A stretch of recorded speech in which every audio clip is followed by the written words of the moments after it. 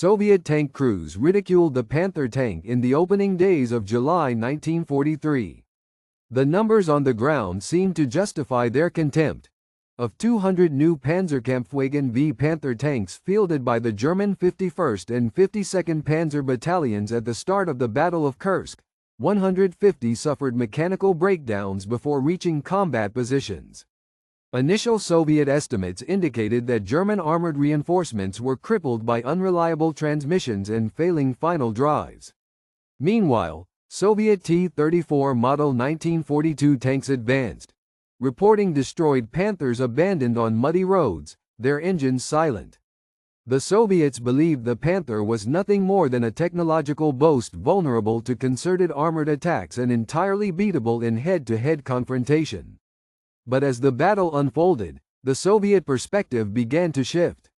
Technical reports detailed the Panther's thick 80mm sloped frontal armor and the high-velocity POK-42L, 70-75mm gun, capable of piercing Soviet tanks at over 1,800 meters.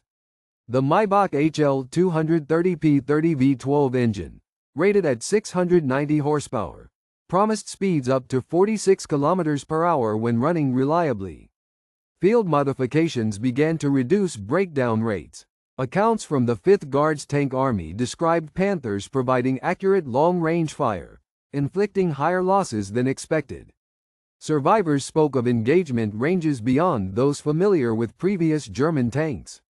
The unexpected factor was how quickly Panther design flaws were corrected by German mechanics, under pressure from General Heinz Guderian. Within months, these tanks transformed from a failing prototype into a formidable adversary. Soviet tankers' confidence waned as they encountered the Panther's renewed reliability and lethality on the Eastern Front. Technical innovation initially mocked became the decisive variable. This is the factual history behind the changing reputation of the Panther at Kursk and beyond. July 4, 1943, 0430 hours. General Feldmarschall Erich von Manstein ordered 48th Panzer Corps, consisting of the 51st and 52nd Panzer battalions with 200 Panther AUSF D tanks, to advance toward the Soviet defenses near Prokhorovka, 56 kilometers southeast of Kursk. Manstein's primary objective was to achieve rapid penetration of the Soviet southern salient by leveraging his newest armored reserves for a breakthrough. Each battalion fielded supporting Panzer IVs and infantry elements totaling 18,000 men and 600 vehicles, with air support from 2nd Luftwaffe Air Fleet stationed at Belgorod airfields. On the Soviet side, General Nikolai Fyodorovich Vatutin, commanding the Voronezh front, had positioned the 5th Guards Tank Army and 69th Army with over 850 T-34 and KV-1 tanks between the Sel River and the Oktyabrski State Farm. Their anti-tank defenses included 45mm M1937 anti-tank guns, ZIS-3 divisional field guns, and anti-tank rifle platoons with PTRD and PTRS rifles. Soviet fortifications featured over 500,000 mines, 6,000 dug in anti-tank obstacles, and camouflage nets covering major approach routes. German planners expected Panther units to fix and destroy the first echelon of Soviet armor, opening a 14-kilometer breach for follow-on infantry assaults.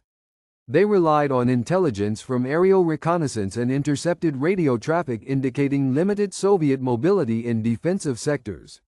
The technical superiority of Panther's armor and gun was believed sufficient for rapid armored exploitation. German logisticians projected fuel and spare parts supplies would support at least 72 hours of sustained operations. Unanticipated technical issues, however, created different conditions. Rainfall measuring 28 mm on July 2 had left black earth roads saturated, reducing vehicle speed and increasing bog-down risk. High ambient temperatures -27 degrees Celsius by midday exacerbated overheating and clutch failures in the Panthers. These environmental factors forced armor to bunch up at ford crossings and along embankments, presenting targets for Soviet anti-tank batteries at ranges below 800 meters. German signals intelligence, based on decrypted Soviet radio traffic from July 1, predicted the 5th Guards Tank Army would not commit all reserves in the opening hours. This did not account for rapid Soviet reinforcement using reserve brigades from the steppe front. The 3 to 4 meter deep Chernozem soil, combined with scattered forest belts and wheat fields, drastically reduced visibility and tire traction. Average engagement ranges fell to 600 to 1,000 meters as morning fog delayed air support and added to navigational difficulties.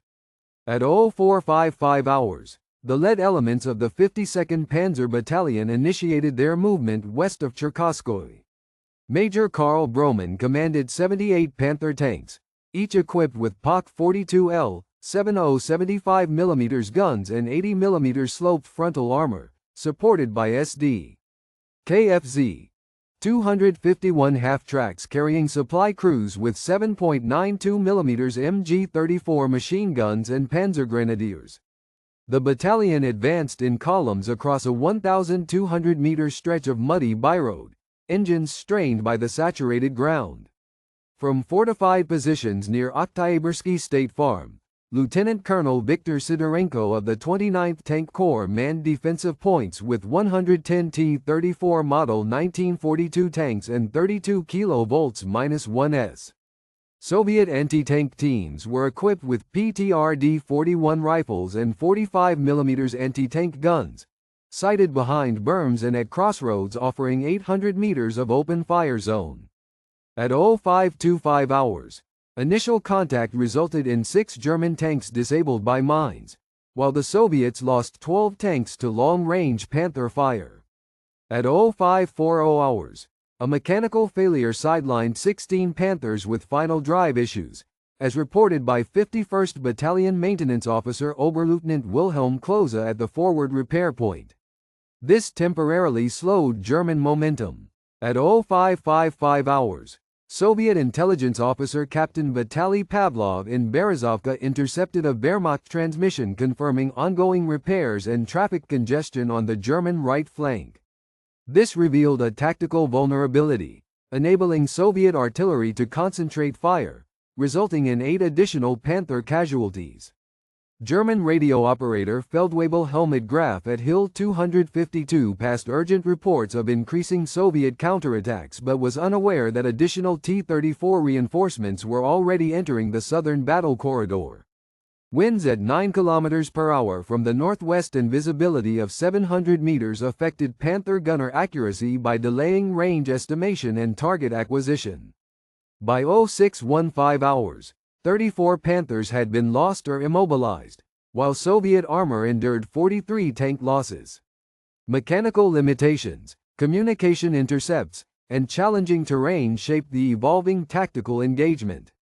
At 0630 hours, a shift in German repair and resupply coordination began that would prove critical for the day's ensuing fight. At 0632 hours, Hauptmann Werner von Lintau, commander of the 2nd Company, 51st Panzer Battalion, noted a sharp voltage drop on the Panther tank's electrical output meter while preparing for a renewed advance east of Cherkasskoye. The dashboard indicator on his Panzerkampfwagen V registered a battery charge of only 17.5 volts, well below the required 24 volts for consistent ignition and turret traverse operation. Simultaneously, field maintenance crews using AEG Model 217 test units detected abnormal resistance in starter circuits across 11 tanks, while telemetry reports from the battalion's forward repair team confirmed coolant temperature spikes at 95 degrees Celsius in 5 engines. These figures signaled a coordinated technical failure spreading among the company's vehicles. 85. The implications were immediately clear. With electrical output compromised and engine temperatures peaking, the Panther's critical functions traverse, radio, and gun stabilization would degrade rapidly. Standard pre-battle protocols anticipated no more than 3 tanks per company suffering electrical or cooling issues at this stage. Confronted by 11 simultaneous incidents in a single company, von Lintau radioed Oberleutnant Wilhelm Klose at 0634. Relaying the anomaly to battalion headquarters and regimental technical staff within 2 minutes. 80. For the Soviets, This information, intercepted by Captain Vitaly Pavlov's signals team, revealed that Panther units had not resolved their core reliability problems, even after overnight repairs. Major Grigory Chekov of the 169th Tank Brigade instructed his men to exploit this window by launching a flanking maneuver, retasking 12 T-34s to the exposed German left at 0637. Reports from the 5th Guards Tank Army detail a 40% uptick in indirect artillery fire against immobilized German armor. Soviet intelligence quickly prioritized signals intercept of further German repair requests. 85. Within 2nd Company, 51st Battalion, German crews scrambled to diagnose ground faults and redirect repair teams. Hauptmann von Lintau and his mechanics suspected field cable insulation compromised by wet Chernozem, compounded by ongoing exposure to high engine heat. The company attempted emergency field splicing and rerouted power to critical starter circuits. However, transmission between tank commanders and battalion staff faltered. 5 vehicles lost all radio contact, forcing crews to rely on signal flags. Command cohesion eroded further as Panther platoon leaders received only fragmented instructions. 80. Between 0635 and 0642, confirmation of the cascading failure reached 51st and 52nd Battalions, affecting at least 30 Panthers across both units, 20% of combat-ready vehicles. By 0645, brigade-level German tactical coordination was downgraded, as only isolated groups of Panthers were able to maneuver and employ their guns at full capacity. 70. The Panzerkampfwagen V Panther AUSF-D was engineered for rapid offensive maneuvers in open terrain, equipped with a 12-volt Bosch electrical system powering turret traverse motors and communications. Its Maybach HL230P30 V12 engine, outputting 690 horsepower, operated within a coolant system capacity of 80 liters and optimum ranges at 70 to 85 degrees Celsius. However, the heavy, water-saturated Chernozem caused repeated starter motor ground faults. Electrical contact points became saturated beyond the 20% resistance margin designed to withstand normal field humidity. When exposed to wet soils and engine ambient temperatures above 27 degrees Celsius, insulation degradation and short circuits disrupted both electrical and cooling systems. Prior 1942 Heereswaffenamt, Army Ordnance, trials at Kummersdorf failed to replicate these extended exposure field conditions, leaving ground fault tolerance unproven under such duress. Additional factors included poorly shielded field wiring, mechanical pump overstrain in extreme mud, and insufficient waterproofing of battery housings, all yielding tolerance overruns by 12 to 17%. 120. The tactical choice to commit the bulk of both Panther battalions at first light was ordered by General Hasso von Manteuffel on July 4 at 0415, based on preliminary radio intelligence and engineer bridge reports stating the terrain was passable. Funknachrichten Report number 217 and 43, July 3, had forecast low rainfall impact incorrectly, omitting soil absorption rates post-storm. This misassessment led battalion command to cluster their armor for breakthrough, expecting at least 85% operational Panther strength. In contrast to the previous success at Kharkiv, where dry conditions in March allowed 90% of new tanks to function during assault, the sodden Kursk terrain produced only 64% movement readiness by 0700. The tactical doctrine per HDV 300/1 described wide dispersal and decentralized repair parties. However, the narrow, muddy approaches and heavy engagement forced units to cluster and improvise. 120. Captured German situation maps and battalion maintenance rosters from Heeresgruppe Süd, seized by the Red Army in August, confirm the scale of the technical collapse. Regimental Commander Oberst Karl Decker's July 4 after-action report recorded 17 Panthers out due to ground faults, 11 requiring engine cooling circuit intervention. Under post-war interrogation, Hauptmann von Lintau acknowledged emergency field repairs failed on 1/3 of affected vehicles. According to SAMO archives, collection F 34798, Battlefield attrition for Panthers at Kursk reached 57% by July 7, far above the 38% recorded at Kharkiv, a 50% relative increase tied directly to environmental and technical factors. Aberration logs from 23rd Panzer Corps documented consistent battery failures as the immediate cause. 110. The 2nd Company, 51st Panzer Battalion under Hauptmann von Lintau immediately commenced a defensive fallback at 0645, using remaining Panther mobility to secure hold-down positions along a 500-meter ridge.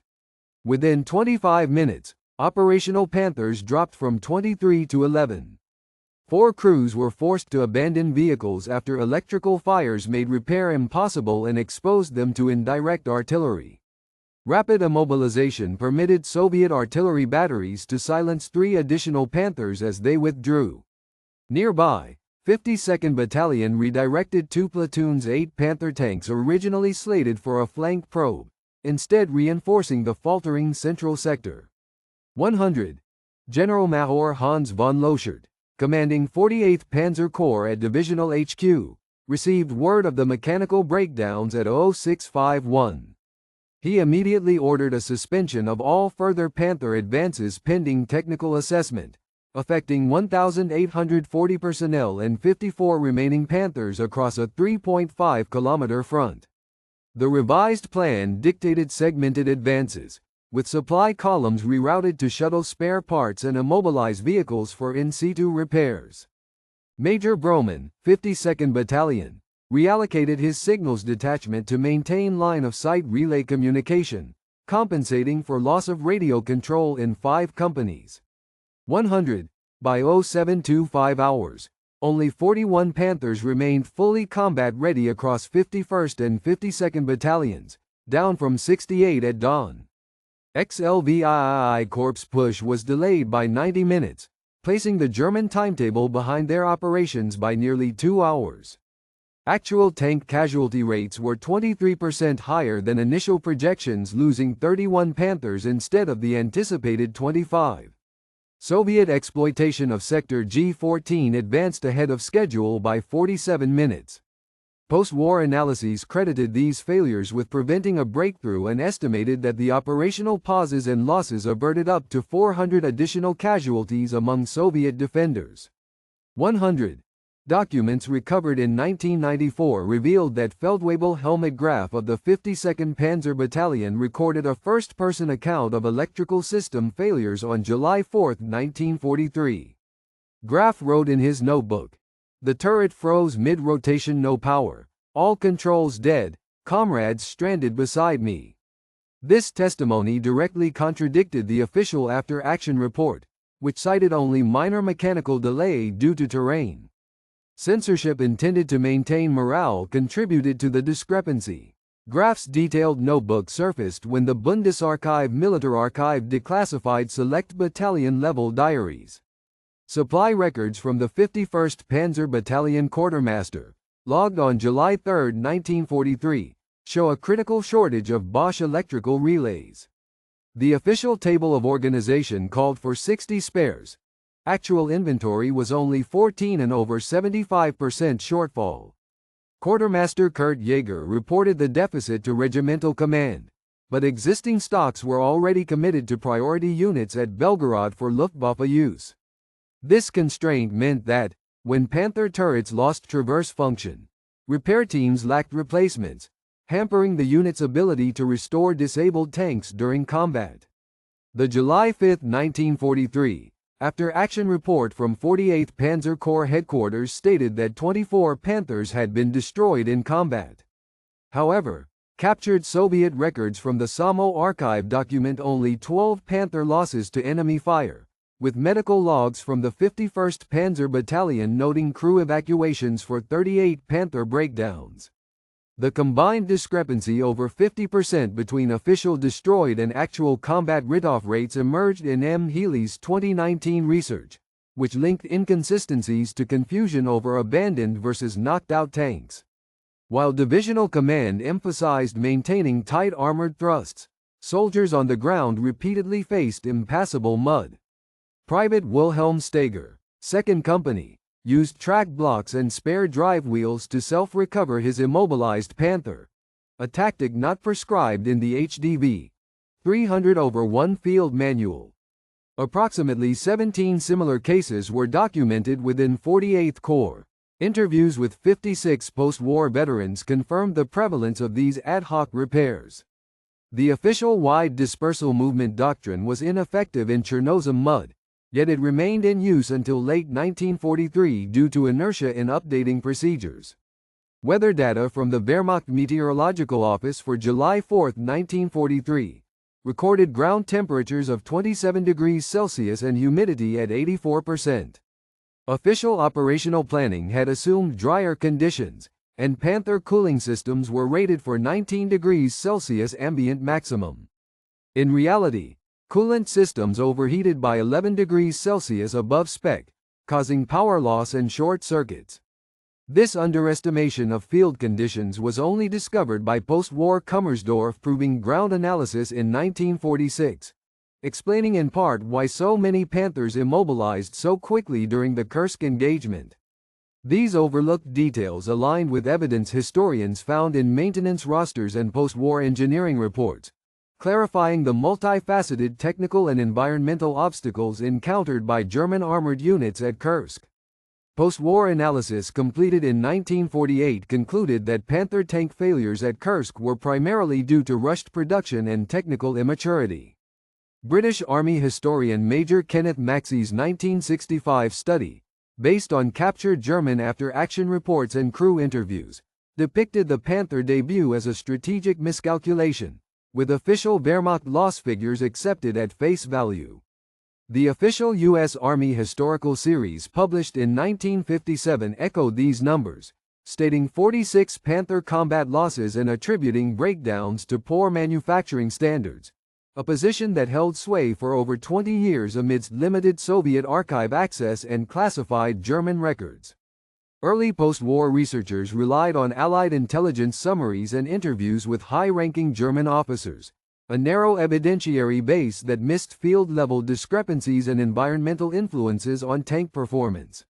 Declassification of SAMO, Central Archive of the Russian Ministry of Defense, records in 1986 changed this assessment.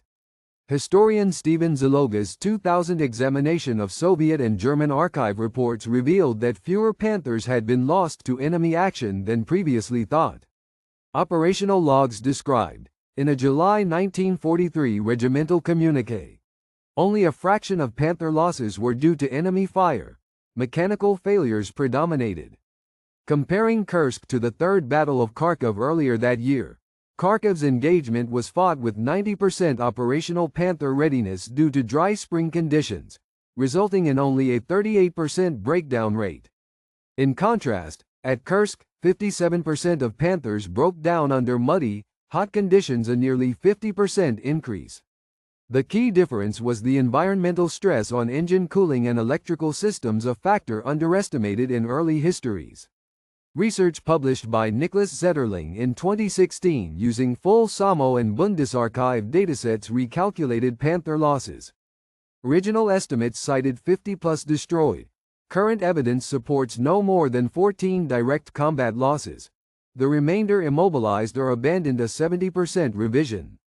Some historians, including Roman Topol, still argue that Panther tactical employment was at fault, citing lost maneuverability in mud. However, the mainstream position, supported by engineering records, indicates environmental and logistical limitations as primary causes. German Army Historical Research Office, MGFA, analysis in 2017 confirmed these findings, showing that terrain and climate, not flawed doctrine alone, determined Panther attrition. The debate continues over the relative weight of technical versus operational errors as determinants of Panther performance at Kursk. Wilhelm Steger, Corporal, 2nd Company, 51st Panzer Battalion, age 24, from Cologne, was stationed along the Cherkasskoye Ridge on July 4, 1943. Before the war, Steger was a machine fitter apprentice who enlisted in 1940, drawn by promises of camaraderie and new technical training. At 0650 hours, He was trapped in his Panther with a dead electrical system and no turret traverse, facing incoming Soviet anti-tank fire and a command to hold position. In a 1982 oral history interview archived at the Bundesarchiv, Steger described, "I knew the tank was dead, the radio's silent. We improvised, jamming spare wheels beneath the tracks and using hand signals to direct one last engine start." His emergency repairs enabled his crew to recover and retreat, saving 3 men and preserving the tank for later repair. Steger suffered severe smoke inhalation but returned to service after recovery in 1944, eventually becoming a civilian engineer. Interviewed again at age 62, he recalled, "When you're alone and the machine fails, it's just you and the mud." Steger died in Bonn in 1989. His oral testimony is preserved in Federal Archive Collection 1371. Vladimir Grebennikov, Junior Lieutenant, 105th Tank Brigade, experienced the same engagement from a hull-down position south of Oktyabrski State Farm. Captured near his disabled T-34, he was interrogated on July 7, providing insights into Soviet perceptions of Panther reliability. "Their tanks sometimes stopped dead. We watched for the smoke and drove for the flanks." After the war, Grebennikov returned to Novgorod and in 1978 wrote a memoir discussing his ambivalence about technological superiority versus crew resilience. His account agreed with German versions regarding mechanical failures but disagreed over who controlled the field that day. Anton Weber, civilian driver, Kursk Rail Supply Detachment, lost both legs when his fuel truck was caught in a barrage near the Panther repair zone. He later developed PTSD, diagnosed in 1946. Contemporary records show only experimental support available. Weber's case matched those of 23% of German rear area veterans with similar injuries. By 1950, he had become an advocate for disabled veterans, contributing to medical research and policy on battlefield trauma. His testimony helped establish commemorative practice in institutions like the Deutsches Technikmuseum, shaping both memory and policy for future generations. These individual experiences, when examined across over 1,200 documented cases, revealed patterns that influenced German logistical doctrine and post-war rehabilitation efforts. Within the first 12 hours following the cascading technical failures identified by Hauptmann von Lintau at 0632 on July 4, 1943, a dramatic alteration in German armored capability occurred.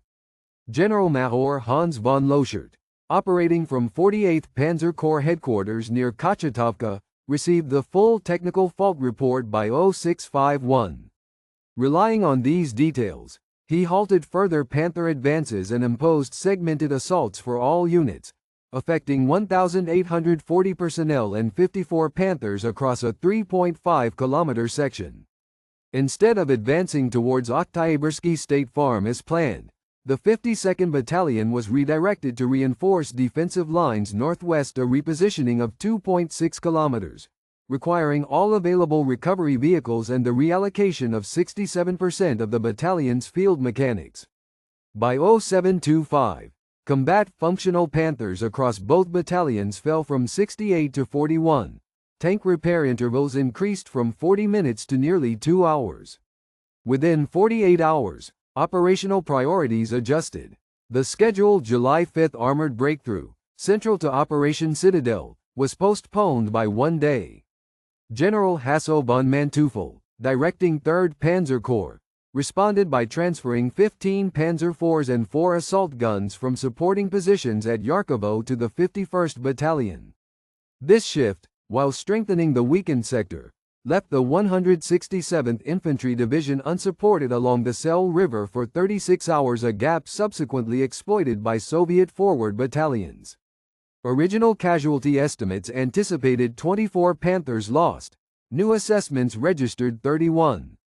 Soviet attack projections for the same sector dropped from 600 to 310 armored units required as German losses reduced anticipated resistance. Daily ammunition stockpiles were reordered from 9,500 to 6,000 rounds for the affected battalions. Gasoline demand fell by 18% as mobility declined. By August 3, 1943, the outcome of the southern Kursk sector turned. Prokhorovka, originally scheduled for full encirclement by July 17, was partially secured only on July 27, 10 days behind the operational schedule. This delay prevented the implementation of Operation Roland, which in German plans was to commence by July 20. As a result, the Soviet steppe front reinforced its salient by an additional 78 tanks and 5 artillery regiments, numbers that would not have been feasible under a timely German advance. The vital Belgorod-Kharkiv rail corridor remained contested until August 13, affecting 3 subsequent Wehrmacht pushbacks into September. Oberst Karl Decker, regimental commander, was transferred to a training command on August 14 following an official reprimand for misjudging field repair needs. 4 battalion-level officers were cited in post-war records for exceptional improvisation, yet 6 others faced censure due to logistical mismanagement. 48th Corps revised its maintenance doctrine, discarding continuous forward movement for staged recovery cycles by September 15, 1943. The broader conflict trajectory shifted measurably. Citadel's decisive phase, originally projected for July 10 to 20, spilled into late July and August with altered operational tempos. The southern Kursk region, spanning 1,400 square kilometers, remained contested until mid-August rather than being secured by late July. Consequently, 130 Panther tanks, 54 assault guns, and 2,700 men became available to Manstein's Central Ukraine Reserve only in mid-August, weeks after previously scheduled. This undermined German strength at the subsequent Battle of Kharkiv and facilitated the Soviet Belgorod and Oral offensives by eroding German armored capacity. By September 1943, Heeres Group Sud's planners faced a reality in which assumed exploitation of a Panther-led breakthrough was replaced by an elongated, attritional retreat across a 240-kilometer sector. These operational shifts informed strategic decisions at the highest levels of command throughout the latter half of 1943. Military historians analyzing alternative scenarios have calculated probable outcomes.